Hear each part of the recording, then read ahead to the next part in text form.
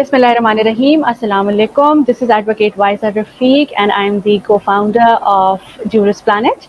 आज हम बहुत ही इम्पोर्टेंट और बहुत ही पर्टिनेंट एक इशू के ऊपर बात करेंगे which is online child sexual abuse. Child abuse और चाइल्ड सेक्सुअल अब्यूज़ वैसे ही पाकिस्तान में बहुत बढ़ता जा रहा है और when it comes to online sexual abuse तो online sexual abuse constitutes significant number of cases अगर हम ओवरऑल चाइल्ड अब्यूज़ के केसेस में देखें तो. उसी हवाले से आज हमने बात करने के लिए हमारे साथ जो स्पीकर मौजूद हैं Mister Asif Iqbal Chaudhry. He is the assistant director at Federal Investigation Agency और उन्होंने अपने एक्सपीरियंस में अपने सर्विस में बहुत से ऐसे ऑनलाइन चाइल्ड सेक्सुअल अब्यूज़ के केसेस को इन्वेस्टिगेट किया है, उन पर काम किया है और बहुत से केसेस में कन्विक्शंस भी हुई हैं. उनमें से एक बहुत पॉपुलर केस जो भी रिसेंटली हमने देखा सादत अमीन केस था, उसमें भी he was one of the investigating officers. तो हम उस केस की भी डिटेल्स उनसे जानेंगे और बाकी भी जो ऑनलाइन चाइल्ड सेक्सुअल अब्यूज़ है इसका जो कानून है उस पर सज़ाएँ क्या क्या हैं और प्रोसीजर क्या क्या है उसके ऊपर बात करेंगे. Thank you very much Asif साहब for joining us today. Thank you for taking your time out for this very important discussion. और सबसे पहले to begin with I would want to ask के फेडरल इन्वेस्टिगेशन एजेंसी और हमारे जो इदारे हैं वो बहुत actively online child sexual abuse के ऊपर काम कर रहे हैं और चाइल्ड राइट्स के ऊपर काम कर रहे हैं, बट स्टिल वी सी के जो ऑनलाइन चाइल्ड सेक्सुअल अब्यूज़ है वो बहुत बढ़ता जा रहा है, केसेस में कमी नहीं आ रही. तो आपको क्या लगता है क्या इसके पीछे फैक्टर्स हैं, सोशल फैक्टर्स हैं, लीगल फैक्टर्स हैं, क्या रीजंस हैं कि we are not able to control the cases? जितने हमें पता चलते हैं मजीद उससे आगे बढ़ते हुए ही हमें नज़र आ रहे हैं. बिस्मिल्लाहिर्रहमानिर्रहीम. थैंक यू सो मच जी, आपने मुझे इनवाइट किया. ये एक तो हम इसको ऑफेंस समझ के इस पे इन्वेस्टिगेशन जाहिर है वो करना होती है हमें. दूसरा एक काज है जिस पे हम लोगों ने काम करना है, इसको रोकने के लिए, इसको इसमें इन्वॉल्व जो लोग हैं उनको लॉजिकल एंड तक लेके जाने के लिए जाहिर है हमारा एक पार्ट है सोसाइटी में जो हमने प्ले करना है, बीइंग लॉ एनफोर्सिंग एजेंसी या member of law enforcing agency. जो हम कोशिश करते हैं केसेस टू केसेस के इस चीज़ को क्योंकि हमें आजकल अब कुछ अरसा से इस चीज़ का अंदाज़ा हो गया है कि डेफिनेटली पहले भी था, लेकिन जब से इन चीज़ों को डील करना शुरू किया है तो हमें अंदाज़ा हो गया है कि ये हमारा फ्यूचर है जिससे वो खेलने की लोग कोशिश करते हैं. और ये वो काम है जिसको अगर नहीं रोका गया तो हमारी सोसाइटी जो है वो बुरी तरह डैमेज होगी. मुस्तकबिल हमारा वो लोग जिन्होंने आगे चल के स्टेट को संभालना है, हमारे इदारों को संभालना है, उनकी प्रॉपर कैरेक्टर बिल्डिंग होनी चाहिए, उनको उनमें कोई कॉम्प्लेक्सेस नहीं होने चाहिए. उनकी अगर देखें ये चीज़ भी हमने देखी एक काफ़ी अरसा पहले जो पहला केस जो मैंने अपने होश में देखा, एक जावेद नाम का बंदा था, शायद वो भी कसूर में पकड़ा गया था बच्चों के अब्यूज़ में. तो जब उसका इंटरव्यू किया गया तो पता चला कि जब when he was a kid तो उसको अब्यूज़ किया गया था और ये वो कथारसिस था जो उसने बड़े होने के बाद किया. और कोई 200 बच्चों को उसने जो है ना अब्यूज़ किया था. तो मतलब ये चीज़ें नज़र ये आया कि जो इस चीज़ का विक्टिम बनता है वो नॉर्मल बंदा नहीं होता. और अगर उस बंदे को जो अब्यूज़ हो चुका हो उसको लाइफ में कोई अच्छी पोजीशन पे बैठ जाए तो वो मेरे ख्याल से वो तो सारी ज़िंदगी कथारसिस में ही लगा रहेगा इस चीज़ के. तो ये तो हमारे यहाँ के मुआशरे की बात है, ये जनरली भी पूरी दुनिया में इसको टेररिज्म के बाद सबसे हीनियस क्राइम इसको ऑलमोस्ट आप कह लें कि इसको डिक्लेयर कर दिया गया, यानी नारकोटिक्स से भी ज़्यादा हीनियस क्राइम इसको डिक्लेयर कर दिया गया क्योंकि ये हमारे फ्यूचर का मामला है. हमने भी काफ़ी सारे केसेस को डील किया. कोशिश करते हैं कि वैसे तो हर केस इम्पोर्टेंट है, बट नेचर अगर देखी जाए केसेस की तो ये जो चाइल्ड अब्यूज़ या चाइल्ड पोर्नोग्राफी के केसेस हैं इससे ज़्यादा सीरियस केस कोई नहीं हो सकता। और पूरी कोशिश करते हैं हम FIA साइबर क्राइम का हिस्सा होने के नाते कि उसको लॉजिकल एंड तक लेके जाया जाए। उसमें बल्कि हम इनपुट्स भी देते रहते हैं हमारे लॉ में जो हम समझते हैं कि इसमें बेहतरी होनी चाहिए। लेकिन जो चीज़ हमें फेस करना पड़ती है वो यही कि जो ट्रेडिशनल सिस्टम चल रहा है, उस ट्रेडिशनल सिस्टम जो हमारा जस्टिस सिस्टम जिसको मैं कहूँगा, जी जिस तरह से आप एक आम से केस को लेके आगे चलते हैं उसी तरह से अगर इसको लेके चलेंगे तो ज़ाहिर मुश्किलात आएंगी। एविडेंस साइबर क्राइम में डिफरेंट होता है। जो अदरवाइज आपके जो हैं विटनेसेस और तरह के होते हैं। दो बंदे ये बता दें कि हमारे सामने ये जुर्म हुआ तो जी वो विटनेस हो गए, बट साइबर क्राइम में हमें विटनेस वो चाहिए होता है एक्चुअली जो विक्टिम होता है। तो चीज़ें ज़रा डिफरेंट है। इंशाल्लाह ये इस तरह के सेशंस होंगे, कुछ हमारी इनपुट्स होंगी, कुछ आप लोग इस पे अपना कंट्रीब्यूशन करोगे तो चीज़ें बेहतरी की तरफ जाएंगी। तो बाकी जी जी जी जी कानूनी हवाले से फ्रॉम अ लेमैन्स पर्सपेक्टिव अगर मैं देखूं हमारे जो व्यूअर्स हैं उनके लिए क्या डिफरेंस है ऑर्डिनरी क्रिमिनल प्रोसीडिंग्स में और ऑनलाइन चाइल्ड सेक्सुअल अब्यूज़ के केसेस में जो ऑफेंसेस लगते हैं उस पर जो क्रिमिनल प्रोसीडिंग्स इनिशिएट होती हैं, ये दोनों प्रोसीजर्स कितने डिफरेंट हैं? और क्योंकि एक स्पेशल लॉ और स्पेशल पूरा एक सेटअप जो इस्टेब्लिश किया गया है दैट इज़ टू इंश्योर के जो आम हालात में हमारा जस्टिस सिस्टम काम करता है उससे उसके मुकाबले में स्पीडी तरीके से डिस्पोजल हो सके और इफेक्टिव एक इम्प्लीमेंटेशन हो सके कानून की। तो डू यू थिंक कि इन इन इन मेजर्स पे कहीं ना कहीं कोई फायदा हो रहा है, we are able to achieve those outcomes, और फर्क कहाँ पे है ऑर्डिनरी में और इस स्पेशल प्रोसीजर में? जी इसमें देखें हमारे पास जो जजेस जो हमारे कोर्ट्स क्योंकि डेजिग्नेट अब कर दिए गए, जो मजिस्ट्रेट से जो मजिस्ट्रेट हैं या आपके सेशन कोर्ट्स हैं वहाँ पे डेजिग्नेटेड जजेस हैं। जब उनके पास रिपीटेडली केस जाएंगे, एक तो उन्होंने अब यहाँ पे जुडिशल एकेडमी में भी सेशंस होते रहते हैं इस तरह के। ये एजुकेट भी हमारी जुडिशरी चाह रही है कि उनके जो जजेस हैं उनको एजुकेट किया जाए, और उनको हमें अंदाज़ा भी हुआ कि उनको पता है, अब पता चलना शुरू हो गया। फिर ये कि जब जजेस डेजिग्नेट कर दिए जाते हैं तो वो कुछ टाइम के गुजरने के बाद जब रिपीटेडली वो केसेस को देखते हैं तो वो समझ जाते हैं कि cyber crime is not a traditional और टिपिकल टाइप ऑफ क्राइम, ये डिफरेंट है, इसमें एविडेंसेस डिफरेंट हैं। फ़र्क ये है, मैं आपको बताऊं, ओवरऑल साइबर क्राइम की मैं बात करूंगा, उसमें वेदर आपका चाइल्ड पोर्नोग्राफी आ जाए, सोशल मीडिया का क्राइम आ जाए, कोई भी साइबर क्राइम में जो हमारा एविडेंस होता है वो होता है डिजिटल एविडेंस। यानी वो एविडेंस जो हम जिसको यूज इलेक्ट्रॉनिक डिवाइसेस उसमें आ जाती हैं, जिनको क्रिमिनल एक्टिविटी के लिए यूज किया जाता है, या आपके ऑनलाइन कनेक्शंस, इंटरनेट कनेक्शंस जिनको यूज करते हुए आप ऑनलाइन जाके क्रिमिनल एक्टिविटी करते हो।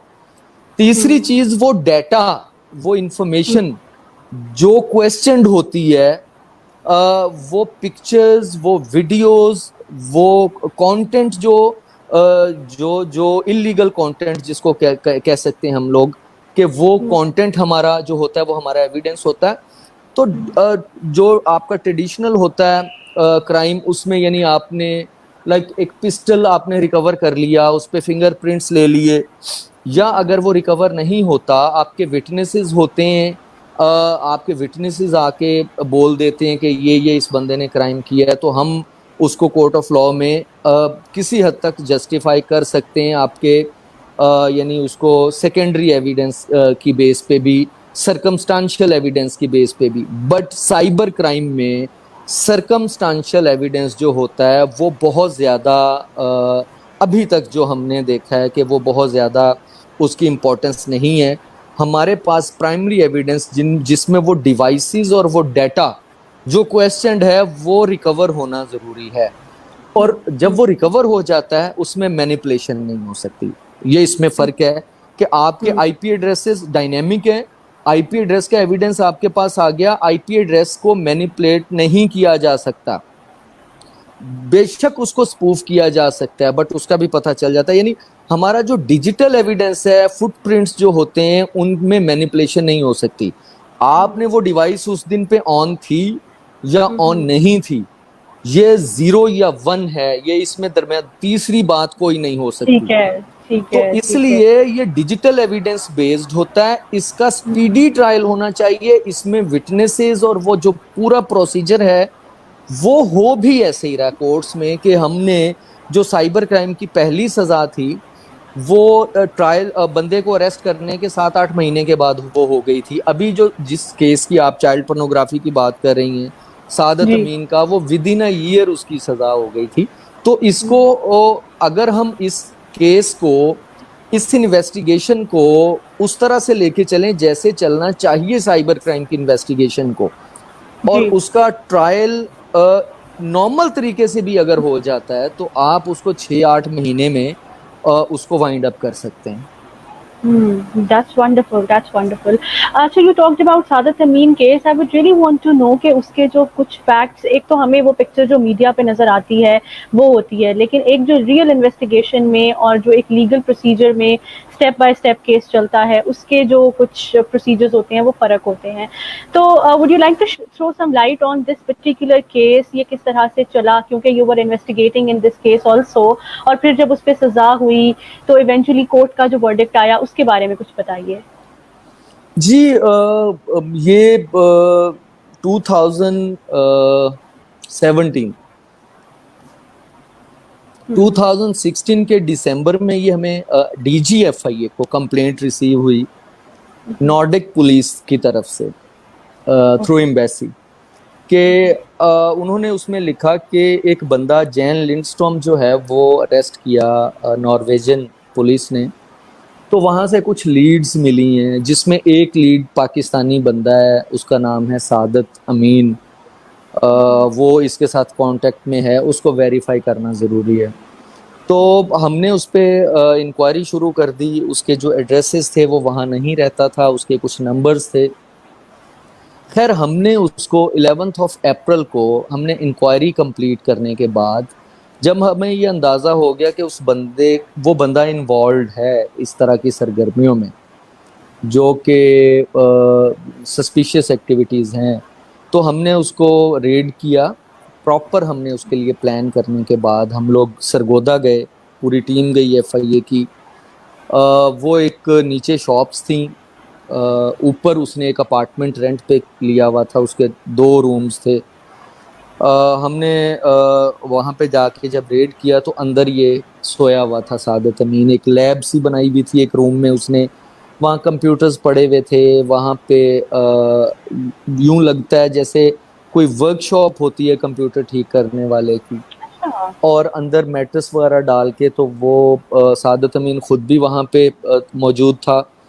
एक बच्चा था सरगोदा से, वो जो था माइनर था, वो ऑन स्पॉट वो भी मौजूद था। फिर हमने वहाँ पे सारी सर्च अपनी जो थी वो की। सर्च करने के दौरान हमें उसके लैपटॉप, उसके मोबाइल, उसके पास से एक एक्सटर्नल 2 हार्ड ड्राइव्स थी जो उसके उस प्रेमिसेस से हमें मिली। एक एक्सटर्नल हार्ड ड्राइव उसके लैपटॉप के साथ अटैच थी। फिर हमने उसको ऑन स्पॉट, हमारे एक ऑफिसर हैं राना उबैदुल्ला, उन्होंने उसको सर्च किया, उसको देखा। तो साथ ही हमने इंटेरोगेशन भी शुरू कर दी उसकी कि क्या मतलब इंटरव्यू उसका शुरू कर दिया। तो वो जब राना उबैद ने उसको उसके लैपटॉप और उसके डिवाइसेस को चेक किया टेक्निकली, तो वहाँ पे ह्यूज अमाउंट, हमें ये अंदाज़ा हो गया कि बहुत बड़ी अमाउंट में जो चाइल्ड पोर्नोग्राफी की वीडियोस हैं, पिक्चर्स हैं, वो उसके डिजिटल मीडिया में अवेलेबल हैं। वो हमें ऑन स्पॉट अंदाज़ा हो गया। कुछ वहाँ से डॉक्यूमेंट्स मिले। वो बच्चा वहाँ पे जो मौजूद था, हमने उसको इंटरव्यू किया, तो हमें ये अंदाज़ा हुआ कि यहाँ पे और भी बच्चे जो हैं वो वीडियो गेम्स खेलने के लिए या दूसरे काम के लिए यहाँ पे आते हैं, कंप्यूटर सीखने के लिए। तो वहाँ से फिर हमने उसको अरेस्ट किया, उसको लेके आए। फिर ज़ाहिर है इंटेरोगेशन में और चीज़ें बहुत सारी आई। उसमें ये था कि कुछ $40,000 ये इसके नाम पे जब हमने वेस्टर्न यूनियन और मनीग्राम का रिकॉर्ड निकाला, उनसे लिया, तो 40,000 अप्रॉक्सीमेटली $US इसके नाम पे एक बंदा था गिवानी बेटीटी, वो इटली का था, उसने भेजे हुए थे कुछ, यानी 40,000 टोटल थे, जिसमें गिवानी बेटीटी ने भेजे हुए थे, जिसमें मैक्स सेंटर था एक अमेरिकन, उसने भेजे हुए थे इसको पैसे।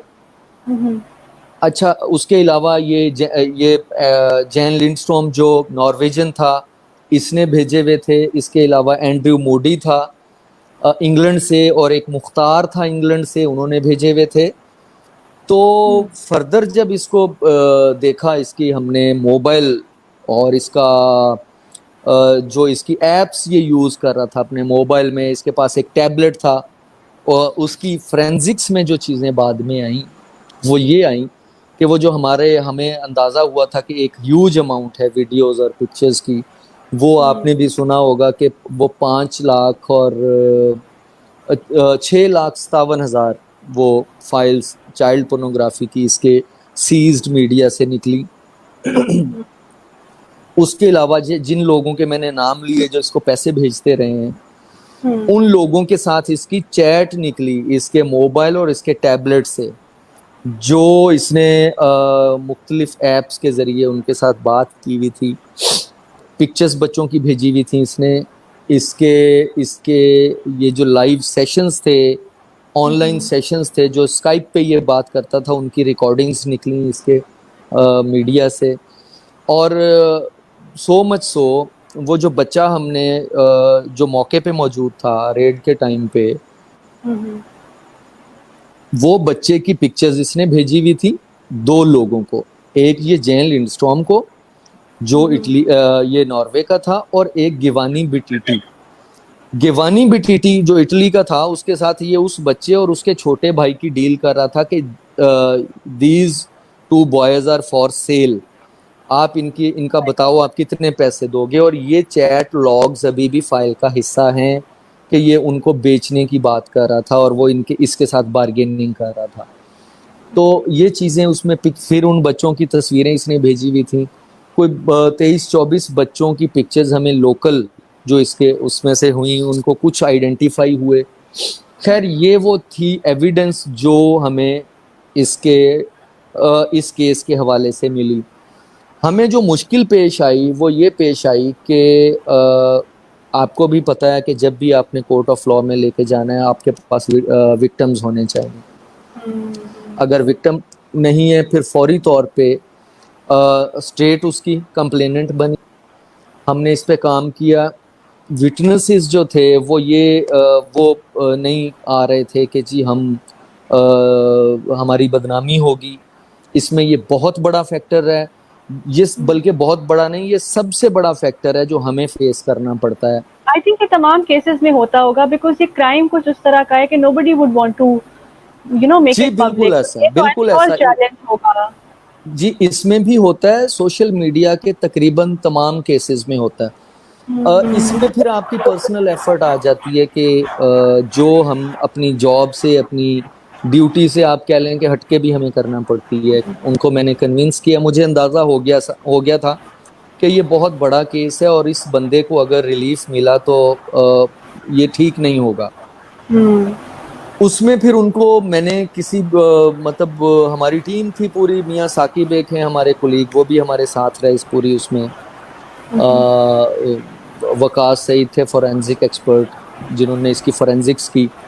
खैर, हमने इनको सारे विटनेसेस थे इस केस में, तो उनको 3 लोगों को खैर हम कायल करने में कामयाब हो गए कि आप अपने बच्चों के लिए भी आओ और उन बच्चों के लिए भी आओ जिनको इसने यहाँ से निकलने के बाद शिकार करना है। जब चीज़ें उनके सामने आई तो वो बिल्कुल उसके बाद वो पीछे नहीं हटे। वो उन्होंने बताया कि हमें बिल्कुल पता था कि बच्चे हमारे इसके पास जाते हैं गेम्स खेलने या कंप्यूटर सीखने, हमें ये बिल्कुल अंदाज़ा नहीं था कि ये काम करता है ये बंदा। खैर उनको हमने 164 की स्टेटमेंट्स करवाई उनकी, मैंने उनको कोर्ट ऑफ लॉ में पेश किया, इसका ट्रायल हुआ। बहुत ज़्यादा रेजिस्टेंस आई हमारे लॉयर्स भाइयों की तरफ से।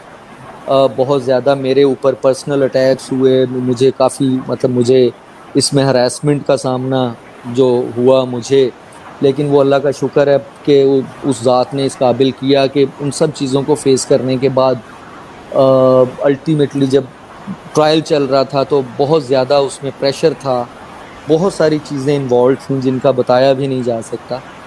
तो अल्टीमेटली ये है कि अल्लाह का शुक्र है कि फाइनली उसको विद इन अ ईयर यानी अप्रैल 2017 में हमने अरेस्ट किया और अप्रैल 2018 में उसकी सज़ा जो है वो अनाउंस हो गई थी और वो बिहाइंड, पहले उसकी बेल लोअर जुडिशरी से कैंसिल हुई, फिर हाई कोर्ट से उसकी बेल रिजेक्ट हुई, फिर ये जो एक था पूरा चला ये बेल का, उसका ये जो स्टैट्यूटरी ग्राउंड पे उसकी बेल का जो मामला था, तो उसने सोशल मीडिया पे बड़ी हाइप पकड़ी। वो अभी बेल उसको ग्रांट नहीं हुई थी उसका, बट हुआ ये कि फिर ऑर्डर्स आ गए, फिर उसका इतना ज़्यादा उसका वो हाइप पे चली गई बात कि फौरी तौर पे उस पर फिर कुछ 1.5 से 2 घंटे लाहौर हाई कोर्ट में उस पर बहस हुई। हमने हमारे जो एडिशनल अटॉर्नी जनरल हैं इशफाक खान, हमने उनको असिस्ट किया, हमारी टीम थी FIA की, being investigation officer of the case मैं भी था। तो वो वहाँ पे जो सारा एविडेंस था वो हमने प्रेजेंट किया, उन्होंने भी ज़ाहिर है लॉयर जो थे उन्होंने भी वो कोशिश की, बट एविडेंस इतना स्ट्रॉन्ग है, हमें यकीन था कि ये बंदा बाहर नहीं आएगा। तो उसका डिसीजन हुआ, वो अल्लाह का शुक्र है कि इसी वो जस्टिफाई किया कि ये जो एविडेंस है ये इस तरह का है कि इसको बाहर नहीं आना चाहिए, तो उसकी अपील खारिज हुई। तो ये अभी तक का जो है वो ये उसका उस केस का स्पेसिफिकली जो बिल्कुल नहीं, that's very interesting in terms of legal investigation अगर देखेंगे तो, but that's equally painful as well कि हमारे जो बच्चे हैं वो किस तरह से कितनी बुरे तरीके से अब्यूज़ हो रहे हैं। आसिफ साहब, बहुत दफ़ा ये भी होता होगा कि कॉम्प्रोमाइज़ हो जाता होगा पार्टीज़ में और हर दफ़ा कन्विक्शन नहीं भी होती, कभी एक्विट भी हो जाते हैं लोग, तो कुछ ऐसी अपने एक्सपीरियंस से आप अगर हमसे शेयर कर सकें कि क्या फैक्टर्स बनते हैं एक्विटल के और क्यों बहुत अच्छी एविडेंस होने के बावजूद भी एट टाइम्स हम कन्विक्शन की तरफ नहीं जा सकते या पार्टीज कॉम्प्रोमाइज कर लेती हैं, जिसकी वजह से फिर एक जो क्राइम है वो उस तरह से मिटिगेट नहीं हो पाता। तो do you have any cases in your experience के जिसमें ऐसा भी हुआ हो? आई एम श्योर होंगे। जी, ऐसा है कि मेरे केसेस में या मेरे कोलीग्स के केसेस में जो सज़ाएं हुई हैं वो सोशल मीडिया का कोई भी मैटर हो, स्पेसिफिकली ये चाइल्ड पोर्नोग्राफी का, क्योंकि ये पहली सज़ा थी साइबर क्राइम एक्ट के उसमें। तो इसके अलावा एक बहुत स्ट्रॉन्ग केस था हमारे पास, I was not the investigation officer of that case, मेरे कोलीग हैं वो थे, वो बहुत स्ट्रॉन्ग केस था और मुझे आज तक अफसोस है कि उसमें सज़ा नहीं हो सकी। मैं आपको उसका बताता हूँ। एक बंदा अटक से हमने अरेस्ट किया था। वो बंदा करता क्या था, वो ये सुनने वालों के लिए ये बहुत ज़रूरी है, ये जो मैं बात करने जा रहा हूँ ये सादत अमीन के केस से ज़्यादा ज़रूरी है कि उनको पता हो कि उनका मॉडस ऑपरेंडी क्या होता है, वो किस तरह से बच्चों को शिकार करते हैं। उसने गर्ल्स के नाम की आईडीज बनाई हुई थी फेसबुक के ऊपर, उस लड़के ने जो क्रिमिनल था। अब वो जिस एरिया से था उस एरिया के बच्चे टारगेट करता था वो, कि मैंने इस बच्चे को ट्रैप करना है। वो लड़की की आईडी से उसको रिक्वेस्ट भेजनी या बात करने की कोशिश करनी, बच्चे ने देखना कि बच्ची की आईडी, अच्छा फिर वो पिक्चर्स लेता था इंटरनेट से और जो पिक्चर्स अट्रैक्टिव होती थी वो लगाता था उन आईडीज के ऊपर। यानी एक पिक्चर नहीं लगाई, बहुत सारी लगा दी। बच्चे के साथ समहाउ वो बात करना शुरू हो गया फेसबुक के ऊपर और बच्चे को ये कंफर्म हो गया कि ये लड़की है दूसरी साइड पे जो मेरे साथ बात कर रही है। उसने लड़के को आहिस्ता आहिस्ता बात करना शुरू कर दी, फिर उसने ट्रैक चेंज किया, वो दूसरी साइड पे ले गया उसको, बच्चे को। उसको कहना है कि मेरे साथ आप वीडियो चैट करो। अपनी पिक्चर्स, अपनी क्या, अपनी तो नहीं होती थी, वो जिन लड़कियों के पिक्चर्स उसने नेट बिल्कुल। से उठाई हुई थी वो पिक्चर्स उस बच्चे को भेजना शुरू कर दी, जो आप कह लें ऑब्सीन पिक्चर्स थी। ठीक है। कपड़े वपड़े उतार के उन बच्चियों की और खवातीन की जो तस्वीरें थी वो उसको भेजना शुरू कर दी, और उसको इस चीज़ पे कन्विंस करना शुरू कर दिया कि आप अपनी भी भेजो। फिर वही बात कि वो कन्विंस करने में कामयाब हो गया बच्चों को, बच्चे ने अपनी तस्वीरें भी वही भेज दी। बस द डे उस बच्चे ने अपनी तस्वीरें उसको भेजी, उसके बाद से एक्सपोज कर दिया। उसने कहा जी मैं फलां बंदा हूँ, ये तुम्हारी तस्वीरें मेरे पास आ गई हैं, वो लड़की नहीं थी, तुम्हारी सारी चैट मेरे पास पड़ी हुई है, जो तुमने ऑब्जेक्शनेबल चैट की है मेरे साथ लड़की समझ के। यानी वो उसको ब्लैकमेलिंग करने पे आ गया। ब्लैकमेलिंग करने पे आ गया, और हाँ, उसको ब्लैकमेल, उसको फिर फिजिकली उसने अब्यूज किया उस बच्चे को। Oh my उसको God। बुलाया एक जगह पे, वहां पे उसको फिजिकली अब्यूज किया। फिर क्या किया उसने, उस बच्चे को कहा कि तुम्हारा फलां क्लास फेलो है, अगर वो कल तुम्हारे साथ नहीं आएगा मेरे पास तो मैं तुम्हें करूंगा, ब्लैकमेल करूंगा, ये पिक्चर्स मैं तुम्हारे घर भेजूंगा। अच्छा, फिजिकली जब अब्यूज किया उसने बच्चे को अपने पास बुला के, तो वीडियो बना ली उसकी, बच्चा और फंस गया। फिर बच्चा दूसरे बच्चे को लेके आया, वो लेके आया बच्चा दूसरे बच्चे को बहाने से, जब दूसरे बच्चे को लेके आया उसके साथ उसने वही काम किया, फिर वो भी फंस गया। उसने 12 बच्चे जो हमने आइडेंटिफाई किए, उसने इस तरह से चेन बनाई। अब ये बच्चा इस तरह से फंसा, जो बाकी 11 थे वो आगे से आगे फंसे। अब उनको बचने का उनके पास कोई चांस नहीं था, और ये बच्चा 1 साल ब्लैकमेल हुआ। उसके पेरेंट्स हमारे पास आए, हमने उसको अरेस्ट किया। हम 2 महीने के बाद ये हुआ कि हमें पता चला कि वो पेरेंट्स के साथ उसका पैचअप हो गया। बड़ी ऑफर्स ठीक है। करते हैं ये लोग, बड़ी ऑफर्स की उसने, जाहिर है एफआईए को भी। लेकिन अल्लाह का शुक्र है कि कोई ऐसी, इस तरह के क्राइम में कौन इंसान का बच्चा होगा जो किसी को माफी देगा। बट उसी बच्चे के पेरेंट्स ने, जो हमारा कंप्लेनेंट था उसमें, उस क्रिमिनल को, उसको माफ किया, उसकी बेल हुई, और वो बाइज्जत तरीके से हमारे से छूट के घर चला। Oh my मुझे ये God। आज तक अफसोस है कि ये चीज़ जो है ये इस तरह नहीं होनी चाहिए थी। तो जाहिर है फिर कोर्ट्स भी देखती हैं कि अगर कॉम्प्रोमाइज, ऑल दो ये नॉन कंपाउंडेबल है, बट फिर भी जाहिर है जब कंप्लेनेंट बैठ जाता है तो ये चीज़ें हमें बिल्कुल। फेस करना पड़ती हैं। आई थिंक इसमें पेरेंट्स की भी रिस्पॉन्सिबिलिटी है कि वो इसमें सिर्फ जो इदारे हैं वो इंडिविजुअली अगर काम करते रहेंगे तो फिर भी हम इसको मिटिगेट नहीं कर सकते, क्योंकि जब तक सोसाइटी और फैमिलीज और कंप्लेनेंट्स खुद खड़े नहीं होंगे तब तक अकेला एफआईए भी क्या कर लेगा, या आप लोग भी कहाँ तक अपना किरदार अदा कर लेंगे।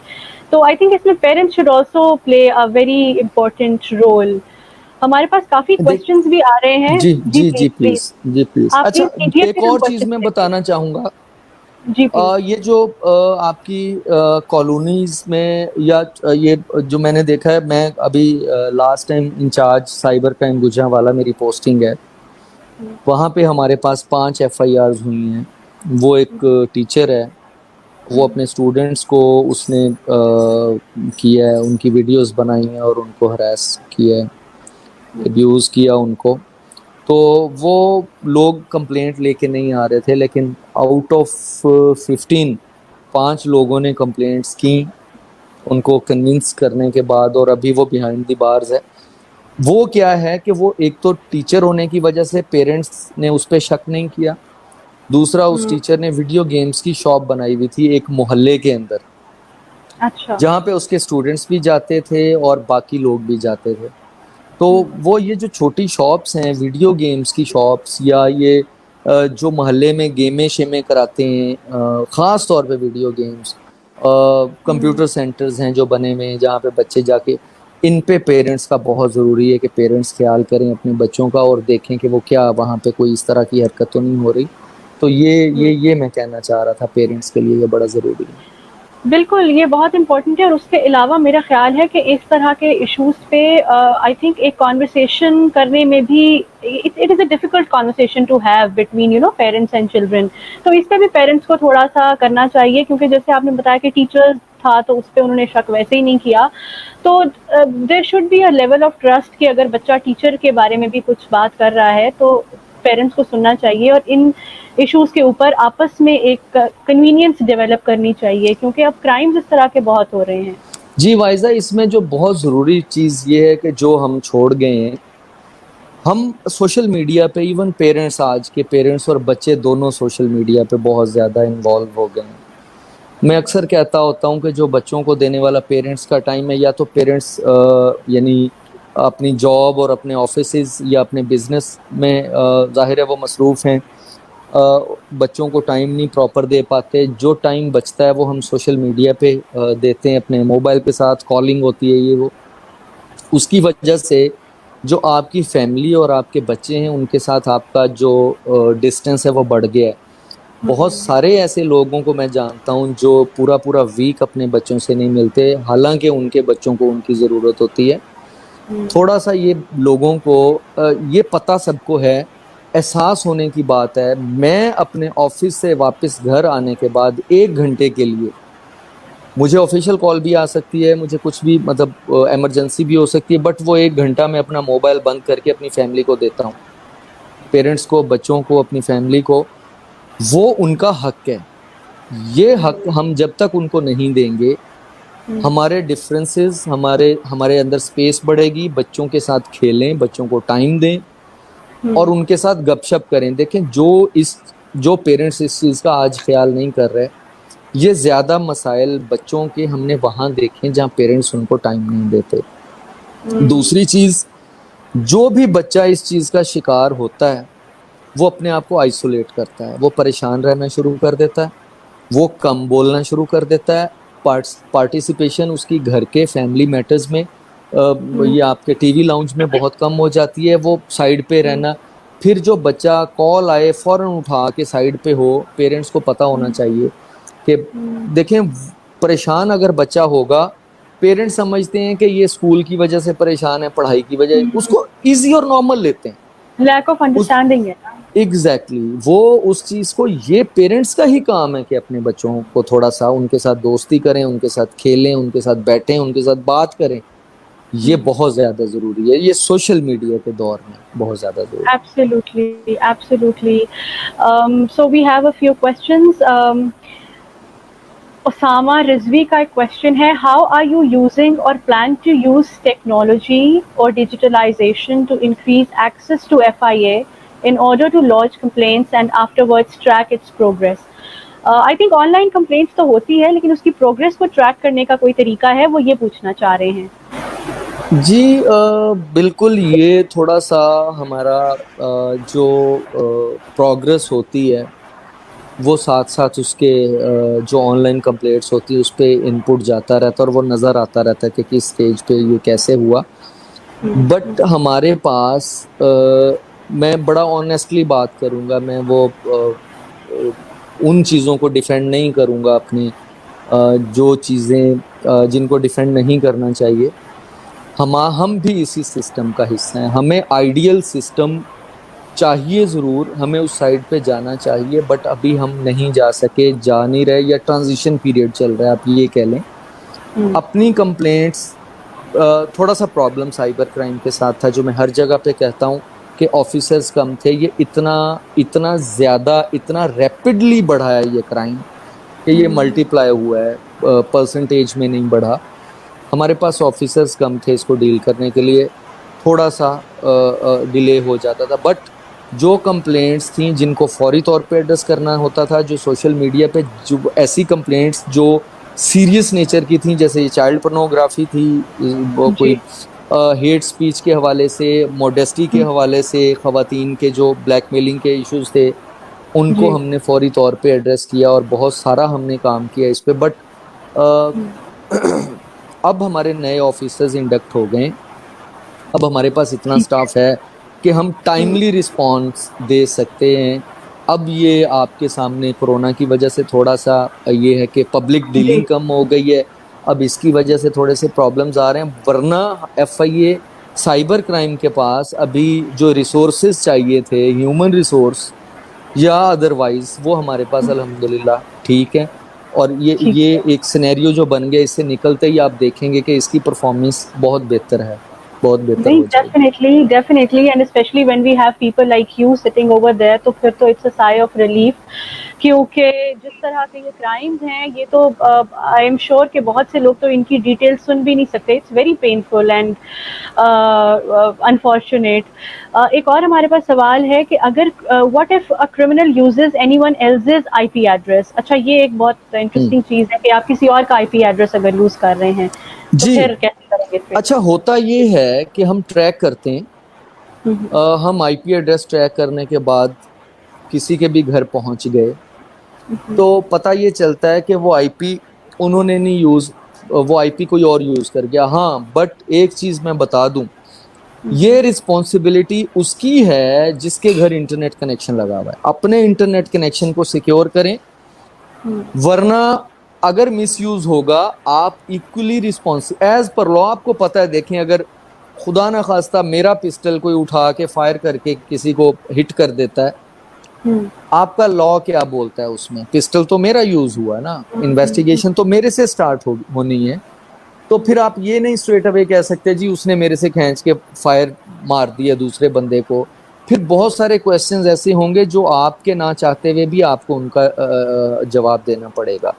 इसी तरह से आप आईपी एड्रेस को उसी तरह से सीरियस ले सकते हैं कि अगर कोई आपके आईपी एड्रेस को यूज करते हुए आप किसी को ये कहता है कि कल मैं इस डिपार्टमेंट को खुदा न खास्ता किसी अहम तरीन आपके डिपार्टमेंट लिख देता कि मैं उस पर ये करने जा रहा हूँ, कोई क्रिमिनल एक्टिविटी, कोई आप कह लें कि टेरराइजिंग कोई एक्टिविटी की बात कर देता है, कोई करता नहीं है, तो क्या होगा? आपको डेफिनेटली लॉ इन्फोर्सिंग आपके घर आएंगी, आपको पकड़ेंगी। ये आपने बताना है कि मेरा आईपी किसने यूज किया। हाँ, जो टेक्निकल बात है आईपी स्पूफिंग की, वो इस तरह आईपी स्पूफ नहीं हो सकता कि कोई आपका आईपी हैक करके या स्पूफ करके यूज कर ले, वो नहीं होता। उसके बहुत आईपी स्पूफिंग सबसे मुश्किल हैकिंग है, सबसे मुश्किल तरीका है किसी चीज को स्पूफ या हैक करने का, वो आईपी है।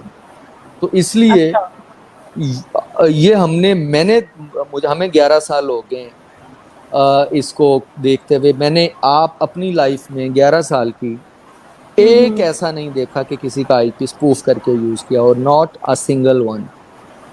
अच्छा। आईपीज यूज हुए, लोगों ने अपने सबको इसको दे दिया पासवर्ड, उसको दे दिया, वो कम्युनिटी के मोहल्लेदार आके हाँ। एक जगह पे इकट्ठे होके वो शुरू कर देते हैं, वो हमसाये यूज। बहुत सारे ऐसे मैटर्स है, किसी के घर आप कोई गेस्ट आया, उसने करना, उसने यूज कर लिया, केबल नेट का यूज कर लिया, लेकिन आइडेंटिफाई हो जाता है। बिल्कुल। We have another question. Zuhaib Soomro का क्वेश्चन है, what are the root causes of child abuse? Okay, root causes तो बहुत एक ये तो बहुत ज्यादा, ये तो इतना वास्ट है, एग्जैक्टली। ये इतना वास्ट है। बट देखें, ये लोग नॉर्मल नहीं होते। बहुत सारे फैक्टर्स हैं। एक तो आपका जो है वो पैसे कमाने के लिए लोग करते हैं।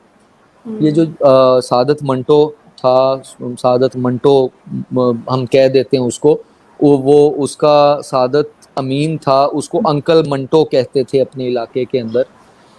तो सादत अमीन जो था वो पैसे कमाता था। ऐसे भी लोग हैं जिनको जो यानी इस चीज से कोई यानी उनकी आदत बन जाती है इस चीज की, जो अटक वाला मैं केस हाँ, बता रहा हूँ। एडिक्टिव भी हो सकता है। हाँ, एडिक्टिव होते हैं। जो गुजरांवाला में हमने पकड़ा, वो लोग एडिक्टिव थे। ये भी देखा कि जिनके साथ छोटी एज में खुद अब्यूज हुआ हो, तो वो मतलब इस चीज पे चले जाते हैं।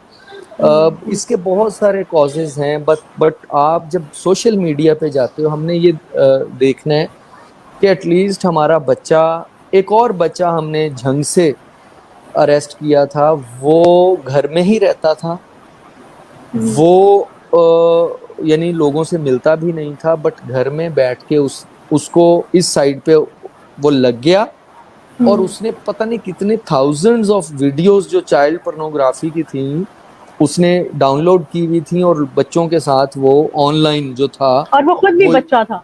खुद भी बच्चा था और इस तरह की एक्टिविटी में था। लेकिन पेरेंट्स ये कहते थे कि घर से बाहर नहीं गया हमारा बच्चा, वो बड़ा शरीफ है, वो बड़ा बेचारा, मतलब वो है, वो तो घर से बाहर ही नहीं निकलता।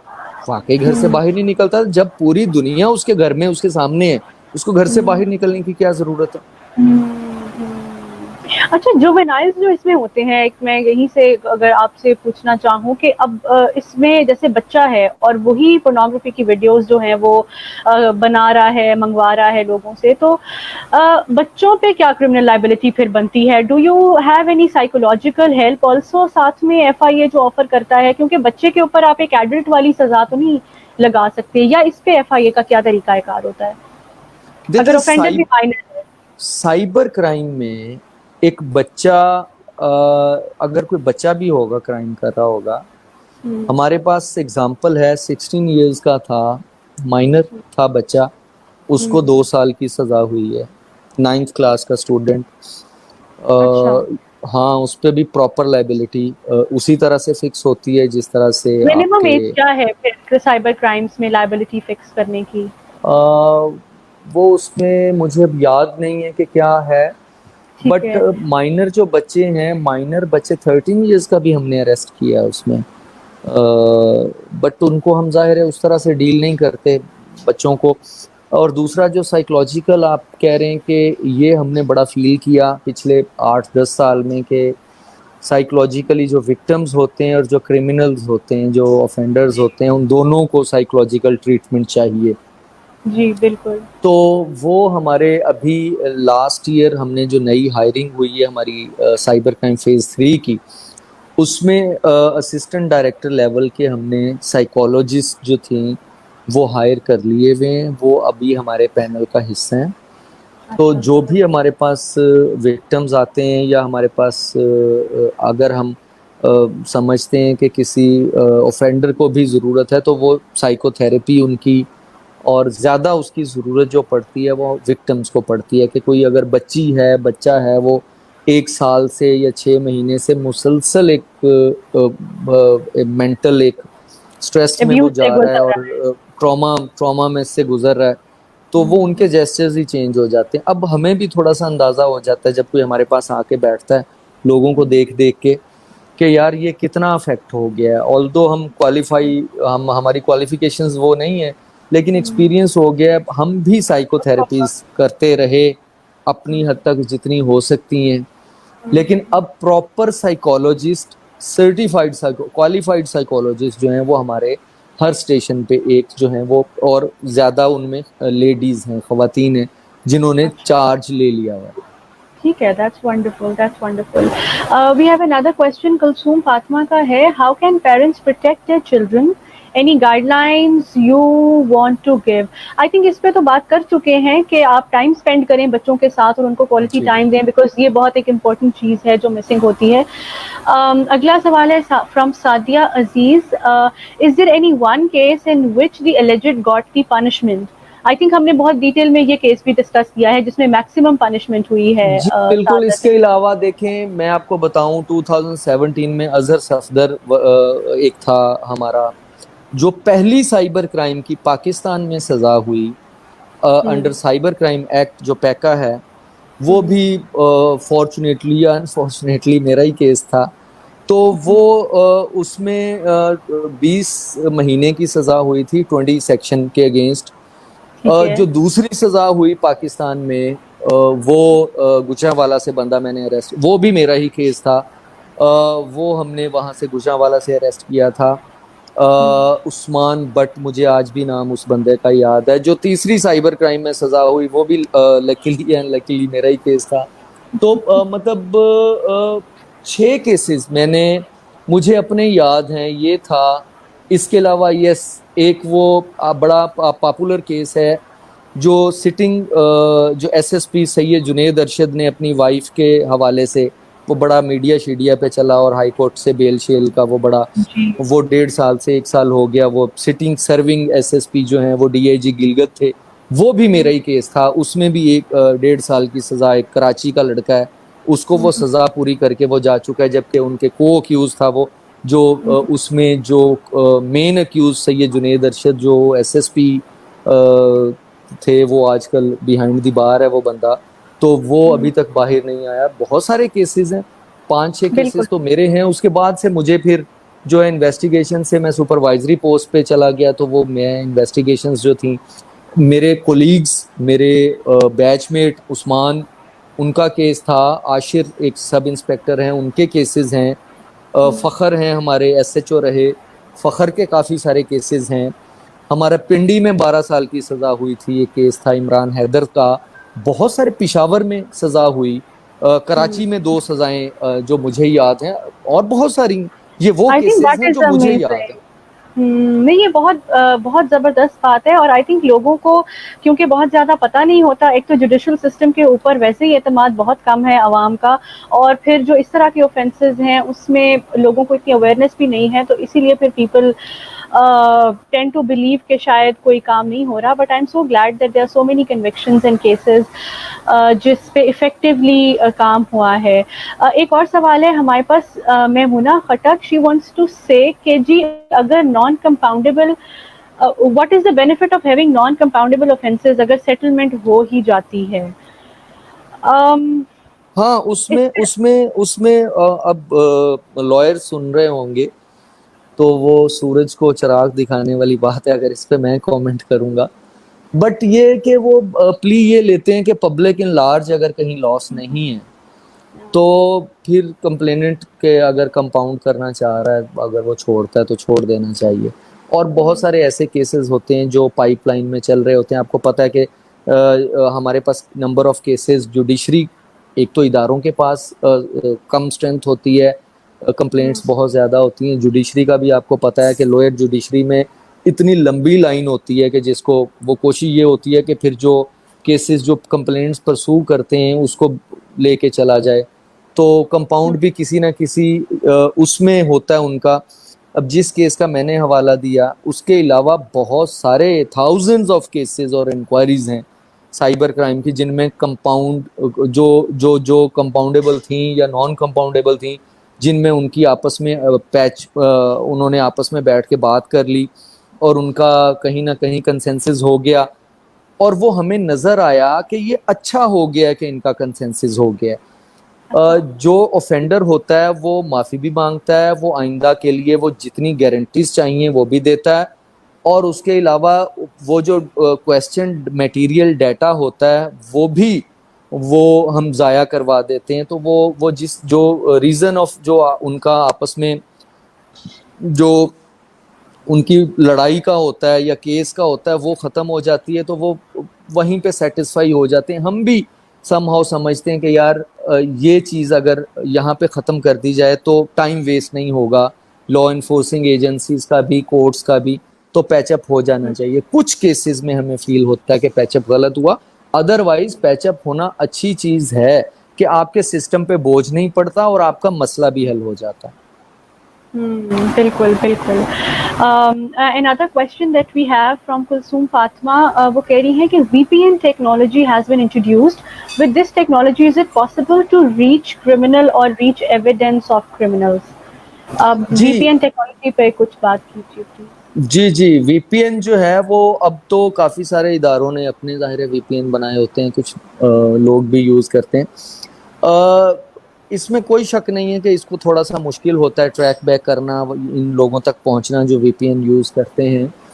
बट फिर वही बात है कि एक तो दो चीज़ें मैटर करती हैं इसमें। एक आपका इंफ्रास्ट्रक्चर, जो हमारे यहाँ पे आईएसपीज और जो इदारे जो डाटा सेंटर्स हैं पाकिस्तान के अंदर, उनके पास जो इंफ्रास्ट्रक्चर है वो कितना इंटेलिजेंट है, कितना सोफिस्टिकेटेड है।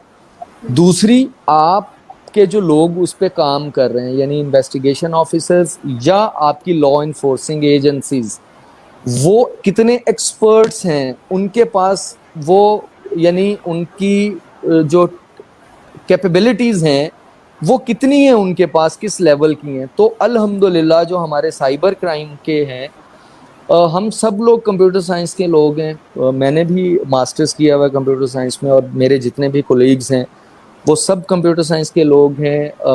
हैकिंग को जानते हैं, हमें अंदाज़ा है। आप कह लें वाइट हैट हैकिंग जो है उसका कुछ लोगों ने किया भी हुआ है।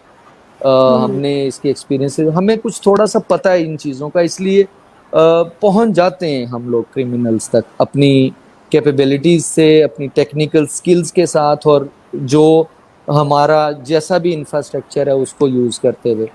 लेकिन ये है कि इंफ्रास्ट्रक्चर में काफ़ी सारी ऐसी चीज़ें जो इम्प्रूव करने की ज़रूरत है, उसी तरह जिस तरह हमें साथ साथ खुद को अपग्रेड करने की ज़रूरत होती है। बिल्कुल तो वो, बिल्कुल, हाँ जी, वो रह वो तो जाती है कहीं ना इंफ्रास्ट्रक्चर कहीं। डेवलपमेंट चलती रहती है साथ साथ। जी अच्छा, बिल्कुल। एक और हमारे पास सवाल है, और ये किसी हद तक मेरा भी सवाल है कि माइनर्स की जो बात हुई है कि ऑफेंडर भी अगर माइनर है, जुवेनाइल है, तो उसमें फिर साइबर लॉ जो है वो डिस्टिंग्विश नहीं करता एक मेजर ऑफेंडर में और माइनर ऑफेंडर में। तो don't you think juvenile justice system act 2018, ये हमारी जो व्यूवर हैं ये कह रही हैं कि आपको नहीं लगता कि ये इम्प्लीमेंट होना चाहिए, या कहीं इसको इन हार्मनी प्ले करना चाहिए? इस पे आप क्या कहना चाहेंगे? अच्छा, हमारे ख्याल से देखें, हम्म, फिर वही बात है कि जो जस्टिस सिस्टम तो चल ही रहा है, बट साइबर क्राइम में जो है ना, नाइन्थ क्लास का बच्चा भी आइडेंटिफाई हमने किया। हमने माइनर्स बहुत सारे ऐसे हैं जिनको हमने आइडेंटिफाई किया। बट कुछ ऐसे केसेस हैं जिनमें वही बात है कि माइनर्स को सजा तक भी हुई और हमारी कोर्ट्स ने दी। डेफिनेटली उन्होंने वो सारा जो भी उसमें एक्ट है, जो भी उसमें कवानीन हैं मौजूद, जिनका हमें भी अंदाज़ा नहीं होता, कोर्ट्स में जब उस पर डिबेट होती है तो हमें अंदाज़ा होता है कि कौन कौन से ऐसे यानी रिपोर्टेड जजमेंट्स हैं, कौन कौन जी सी ऐसी चीज़ें हैं जो इसके साथ एसोसिएट की जा सकती थी। वो जाहिर है हमारे लॉयर्स जो हैं वो उस पर पूरी रिसर्च करके कोर्ट में आके खड़े होते हैं, तो हमारा भी एक्सपीरियंस होता है। बट इसमें एक चीज़ है, अगर माइनर्स को बिल्कुल आप इसमें निकाल देंगे तो साइबर क्राइम को इसकी असल उसमें इसको अप्लाई नहीं किया जा सकता। हमारा एक मेजर नंबर ऑफ ऑफेंडर्स हैं जो माइनर्स हैं साइबर क्राइम के हवाले से। वो चाइल्ड पोर्नोग्राफी हो, वो सोशल मीडिया की हरासमेंट हो।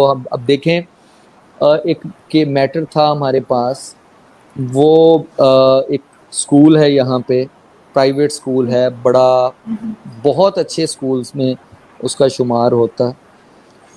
उनको ईमेल्स आ रही थी कि ब्लास्ट कर दिया जाएगा इसको। पूरी आपकी अच्छा। एडमिनिस्ट्रेशन, आपकी पुलिस, आपकी एजेंसीज हर वीक, हर 10 दिन के बाद उसको कॉर्डन ऑफ किया हुआ है, इन्वेस्टिगेशंस कर रही हैं। यानी एफआईए, उसमें बाकी एजेंसीज, आपकी पुलिस। फाइनली एक बच्चा निकला है जो शरारतन ये काम करता था। ओह माय ठीक गॉड। है, अब ओह आप माय इस चीज़ को सिर्फ ये सोच लें कि ये स्टूडेंट है, 7th क्लास का बच्चा है, और वो उसने गुस्से में, ये शरारत में ये काम किया है। बट आप देखें कि उस पे जो आपके रिसोर्सेज हैं स्टेट के, वो कितने लगे हैं। आपको मूव करना पड़ता है, आपको वहाँ पे कितने वसाइल यूज़ करने पड़ते हैं उस तक पहुँचने के लिए। तो ये हम तो समझते हैं कि यानी इसमें कोई शक नहीं कि बच्चों के साथ जाहिर है उस तरह से डील नहीं किया जा सकता जिस तरह हार्डन क्रिमिनल्स के साथ किया जाता है। बट साइबर क्राइम में बहुत सारी परसेंटेज है जो माइनर्स की है जो क्राइम करते हैं। आई थिंक इसलिए कुछ जो हमारे सोशल मीडिया पे मिनिमम एज चेक्स भी होते हैं, वो भी इस वजह से होते हैं कि अगर कुछ ना कुछ अगेंस्ट द लॉ होता है तो फिर they would be considered liable for whatever they are doing. एक जी क्वेश्चन बिल्कुल। हमारे पास है, महक मलिक पूछ रही हैं, can you please suggest if a person is being blackmailed through UK and American numbers, how to proceed, and kindly tell the office timings of Islamabad FIA office. ठीक है। जी बिल्कुल। कहीं से भी अगर कोई बंदा कर रहा है, आप कंप्लेंट करेंगे तो उसको हम जो इंटरपोल चैनल है, अगर तो डायरेक्टली कांटेक्ट होता है, एम्बेसीज के थ्रू भी किया जाता है। आप खुद भी कर सकते हो एम्बेसीज के थ्रू, FIA भी एम्बेसीज के थ्रू, या इंटरपोल का चैनल हम यूज़ करके। जो लोग बाहर से, वो अगर वो पाकिस्तानी है फिर तो बहुत ज़्यादा इजी हो जाता है, क्योंकि जो इस तरह का काम कर रहे होते हैं उनका ऑलमोस्ट पता होता है इनको विक्टिम्स को कि कौन कर सकता है, कौन ये थ्रेटनिंग कॉल्स या जो भी मैसेजेस हैं, तो फिर बहुत ज़्यादा इजी होता है। अगर नहीं भी पता हो, अगर आपको नहीं पता कि कौन है, तो फिर इंटरपोल के चैनल के थ्रू किया जा सकता है। दूसरी चीज़ ये है कि वही टाइमिंग 9 to 5 जो है हमारे, हम लोग लेट नाइट तक भी हमारे ऑफिसर्स बैठते हैं, बट पब्लिक डीलिंग आजकल क्योंकि कम है, नहीं है, तो कोशिश ये होती है कि यानी ऑफिस टाइमिंग में ही कंप्लेंट्स को डील किया जाए। तो ये कंप्लेंट की जा सकती है help@NR3C.gov.pk, जो हमारा ऑफिशियल ईमेल एड्रेस है। उस ठीक पर है। सेंट्रलाइज्ड ईमेल एड्रेस है HELPDESK help@NR3C.gov.pk या complaint.fia.gov.pk। ये FIA का आपको कंप्लेंट फॉर्म मिल जाएगा इस वेबसाइट पे, यहाँ पे जाके भी कंप्लेंट, इस पे कंप्लेंट सबमिट करवाई जा सकती है। तो जाने की ज़रूरत नहीं है, घर बैठ के करवा दीजिए, उसका रिस्पांस मिल जाएगा आपको। हो ठीक सकता है है कि दैट। आजकल के, हाँ जी जी जी। Lastly, because we are already nearing towards the end of the session, अगर कोई हमें victim देख रहा है, कोई ordinary बंदा जो law knowing भी नहीं है, लेकिन he or she is being abused or harassed, तो क्या प्रोसीजर है? सबसे पहले ये कंप्लेंट के लिए आपने ईमेल एड्रेसेस बता दिए, वो ईमेल यहाँ पे अपनी ईमेल डाल देंगे, कंप्लेंट डाल देंगे। उसके बाद किन किन स्टेप्स से FIA में एक कंप्लेंट गुजरती है, और आइडियली एक स्टैंडर्ड टाइम क्या है जिसमें केस क्लोज हो जाता है? Because a lot of people want to know कि हम साल साल तो नहीं अदालतों के चक्कर लगाते रहेंगे। ये बहुत ज़्यादा सवाल आया है हमारे पास। अच्छा, इसमें होता नॉर्मली ये है कि जो फाइनेंशियल मैटर्स होते हैं, क्योंकि FIA का जो प्रोसीजर है, हमें कंप्लेंट मिलती है, हम उस पर इंक्वायरी लगाते हैं after child verifying sexual the abuse की कंप्लेन। हद तक अगर हम सिर्फ देखें तो अभी अच्छा फाइनेंशियल में तो फिर अच्छा बहुत फर्क अच्छा। हो जाएगा ना, ऑनलाइन चाइल्ड अ, सेक्सुअल अब्यूज पे अगर। जी जी, इसमें ये होता है, इसमें तो बिल्कुल टाइम नहीं लगता। चाइल्ड सेक्सुअल अब्यूज हो या सोशल मीडिया का कोई मॉडेस्टी से रिलेटेड कोई भी हमारा ऑफेंस हो, जिसमें फीमेल्स को उनकी ऑब्जेक्शनेबल कंटेंट के जरिए ब्लैकमेल किया जाता है, और वो बिल्कुल। FIA के पास नहीं आते कि जो इज्जत थोड़ी सी बची हुई है वो भी खराब हो जाएगी, ऐसा नहीं होता। उस पे सेम डे हमारी, अगर ऑफेंडर जो है वो उनको पता है कि कौन है, हम सेम डे भी लोगों को पकड़ते हैं। हमारी कोशिश होती है कि सेम डे बंदे को जाके अरेस्ट किया जाए। उस वो कंटेंट जो है, वो जिसके ज़रिए वो ब्लैकमेलिंग की जा रही है, उसको जो है वो कंटेंट को फौरी तौर पे सिक्योर किया जाए, और उस बंदे से, ऑफेंडर से उसको निकाला जाए, और उन बच्चों को वापस अपनी लाइफ में लाया जाए। इसके लिए कोई लंबा प्रोसेस नहीं है। हाँ, बट एक चीज़ जो लोग जिस पे एतराज़ करते हैं, हमारे पास बहुत सारी ऐसी कंप्लेंट्स आई जिनमें वो सेक्शंस नहीं थे, चाइल्ड सेक्सुअल अब्यूज का एलिमेंट नहीं था, जिसमें मोडेस्टी से रिलेटेड ऑब्जेक्शनेबल कंटेंट का मैटर नहीं था, सिंपल कंटेंट था, ठीक जिसमें है। लोगों ने हमें कहा कि जी इस तरह का कंटेंट है, और हमने रेड्स करके जब बंदे उठाए तो पता चला कि ये तो वो बात ही नहीं थी। तो लोगों ने हमें इस चीज़ का वो मिसयूज़ करने की कोशिश की FIA को, कि हम इनको ये बात करते हैं कि ये सीरियस मैटर है, तो ये फौरी तौर पे बंदा उठा लेते हैं, पता चल जाता है आके। जी हमने बंदे जी। उठाए, हमें पता चला कि ये तो मैटर ही नहीं था। अब क्या है, हम उनसे एविडेंस मांगते हैं कि भाई हमें एविडेंस दो कि वाकई ये चीज़, चैटिंग दिखा दो जिसमें ये बात हो कि कंटेंट इतना आपका प्राइवेट है कि जिसकी वजह से आपकी ज़िंदगी जो है वो स्पॉइल हो सकती है। कंटेंट इस तरह का बच्चों के से रिलेटेड कंटेंट है, तो हमें कुछ एविडेंस तो दें कि ये कितना सीरियस है, तो हम फौरी तौर पे एक्शन कर लेते हैं। लोगों के पास वो एविडेंस नहीं होता हमें दिखाने के लिए, फिर हम थोड़ा सा उसको वेरीफाई करते हैं, हम इंक्वायरी लगा के उनको बुला के जो भी उस पे फिर लोग थोड़ा सा ये समझते हैं कि एफआईए फौरी तौर पे रिएक्ट या एक्ट नहीं करता, उसकी ये रीजन होती है। लेकिन ये है आई कि थिंक हम हमारी कोशिश होती है हम सेम रिस्पॉन्सिबिलिटी डे पकड़ लें। है। बिल्कुल, अब ये देखिए, ये बोगस कंप्लेंट्स या फेक कंप्लेंट्स, ये एथिकली ही बहुत गलत है कि आप इदारों को ओवरबर्डन करें फॉर नो रीजंस। एक और हमारे पास सवाल है जी, how to trace our complaints in FIA, can we complaint against again as reminder, second complain as a reminder, इस पे क्या कहना चाहेंगे आप? ये असल में ये टाइम ऐसा चल रहा है, मुझे अफसोस होता है इस चीज़ पे कि किसी बंदे को दोबारा आपसे कांटेक्ट करना पड़े कि मेरा मसला एड्रेस नहीं हुआ। ऐसा होना नहीं चाहिए। हमें फौरी तौर पे रिस्पॉन्स करना भी चाहिए, हम कर भी रहे हैं। हालात कुछ थोड़े से इस तरह के हो गए, मैं वही बात के पहले ऑफिसर्स कम थे, वो आए हैं, तो पाकिस्तान पूरी दुनिया के हालात ऐसे हैं।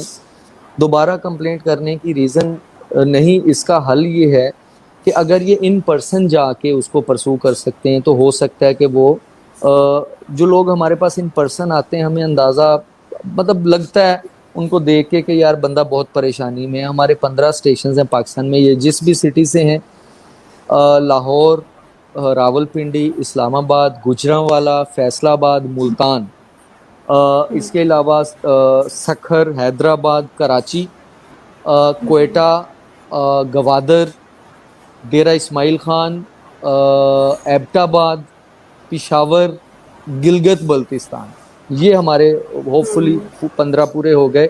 ये 15 हमारे स्टेशंस हैं जो पाकिस्तान में काम करते हैं। इन पर्सन जाके कंप्लेंट कर लेंगे तो मेरा ख्याल है ज़रा जल्दी हो जाएगा। ठीक है, ठीक है, इन पर्सन यानी बेहतर है।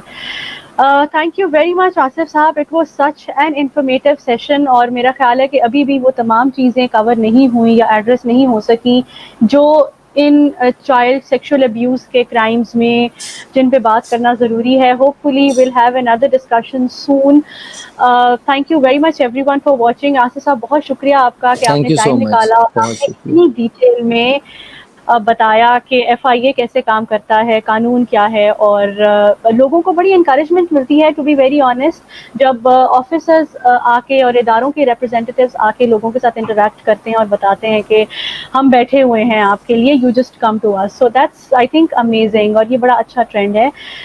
इसी के साथ the session is reaching towards the end. I would want to thank everyone who has watched this video. जो लोग नहीं देख सके वो बाद में हमारे ऑफिशियल पेज पे देख सकते हैं। Thank you very much Asif साहब वंस अगेन। मुझे दीजिए इजाज़त, एक और सेशन के साथ एक दफ़ा फिर हाजिर होंगे, तब तक के लिए खुदा हाफिज़।